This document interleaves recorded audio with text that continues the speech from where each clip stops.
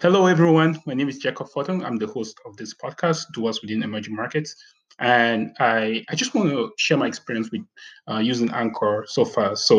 When the pandemic started, I thought about starting a podcast, and the whole idea was to bring in some really amazing folks that are doing some great work in their respective industries within the emerging markets. And the Anchor platform really helped me get the word out there and also just make it a lot easier for me to invite the guest and just share the amazing experiences they've had and the amazing work they're doing in their respective industries within the emerging markets. So it's pretty fun.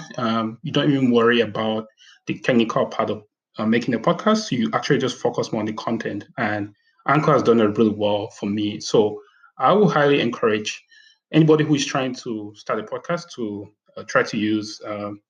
Just check out Anchor, and I think you won't regret it. I'm not a technical person, but if you listen to these episodes that I've been publishing so far, it seems like I know what the technical part of it, but Anchor helps you take care of the technical part, and you just focus on the content. So feel free to check it out. I highly encourage you won't regret it, and it's right there. You don't pay anything. So in times like this, I think starting a podcast and getting the word out there, irrespective of what you're doing, will be a really great experience. So thank you guys for listening to my episodes. Please check out Anchor, and you will have a great time. So cheers, guys, and see you guys next episode.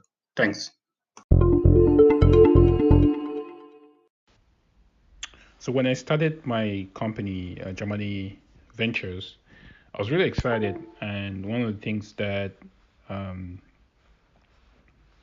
made me really motivated to do this was just the idea that in Africa there are a lot of opportunities uh, um, for young entrepreneurs to invest their time in, and being a potential venture capitalist will provide me with an opportunity to work with really amazing minds on the continent who are at the forefront of making a difference and making a difference and a change.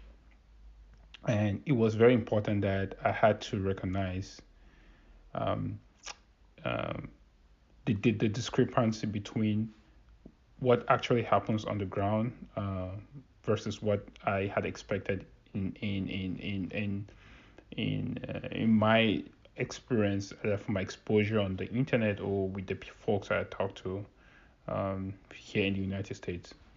And it was quite a reality check for me because I had to come to terms with the fact that there was different there were the different realities. There was this ideology here in the U.S. and in for Africans in diaspora that there were certain things we had to do and there were certain ways to get the job done. However, the reality in Africa and my exposure in Uganda says a different question, begs a different question, a different story rather, and that for a fact was very was quite a learning experience, and honestly, it helped me um, navigate my own journey of how I want to be a change maker on the continent of Africa. And actually, it's one of the premise why I decided to write this book. Because at the end of the day, I want to share this story with others on what it takes to actually do something on the ground that makes a difference from my field experience and also just looking at other people who actually made it happen. And as a unit or as a family which I'm trying to build through this book is to help motivate others not to lose hope and to think of this long unwinding journey as a as a lifetime story that you're not only making a difference on the continent or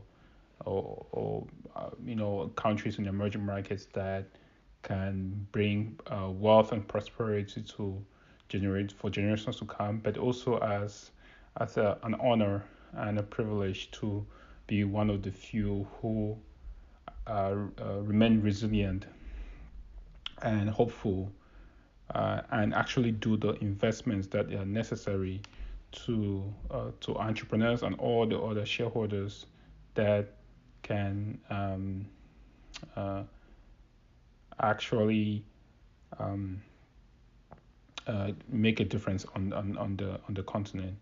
So there is this reality check between a reality check of people like me who are Africans in diaspora, that we really have to, and there's a reality check for those in Africa, and there's this missing gap of what it really takes to build a business that requires the merging of this, the resolving of these two realities, to come to a common space that has some form of informed knowledge and a very clear understanding of what it takes to build a successful company and what actions are needed to actually build a successful company.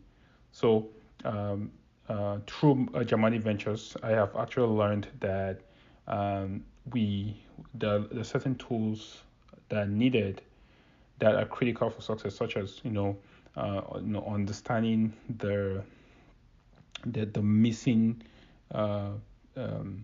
the missed competitive advantages that no one looks and sees.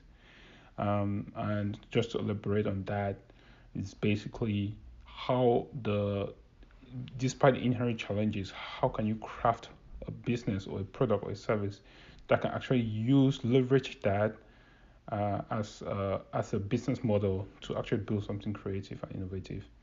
I think second is actually how do you build a very creative and mobile network that can actually push your agenda or your project or your business in a way that can actually navigate the system and push for innovation and creativity within your team as well as within your company.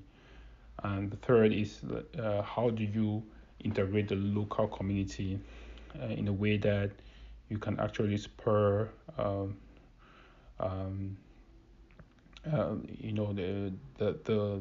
the conversations and the exchange of ideas that will lead to that